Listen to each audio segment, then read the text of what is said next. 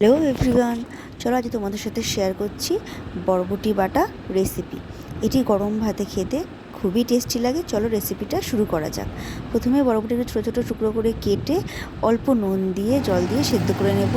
আর ওটা সেদ্ধ হতে হতে এদিকে কড়াইতে সরষের তেল গরম করে দুটো শুকনো লঙ্কা উল্টে পাল্টে ভালো করে ভেজে নিচ্ছি। শুকনো লঙ্কাটা তুলে নিয়ে এই তেলের মধ্যে দেবো কয়েকটা কালো জিরে ফোড়ন, আর তার সঙ্গে দেবো কয়েকটা কোয়া রসুন আর একটা পেঁয়াজ কুচি দিয়ে এটা ভালোভাবে ভাজবো গোল্ডেন কালার আসা পর্যন্ত। এটা ভেজে ঠান্ডা করে নিয়ে আবার ফিরে আসছি।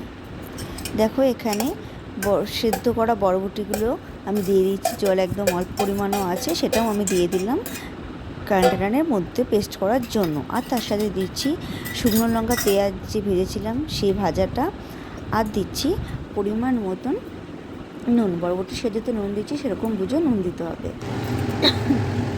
দেখো পেস্ট করা হয়ে গেছে। এবার আমি ওই যে কড়াইতে পেঁয়াজ দিয়েছিলাম সেই কড়াইতে একটা তেল দিয়ে তেলটা গরম করে বাটাটা দিয়ে দিচ্ছি, আর দিয়ে দিচ্ছি অল্প একটু হলুদ। নুন তো দেওয়াই আছে, দিয়ে এবার এটা আমি ভাজতে থাকবো যতক্ষণ না পুরো শুকিয়ে কড়াই ছেড়ে দিচ্ছে আর তেলও ছেড়ে দিচ্ছে।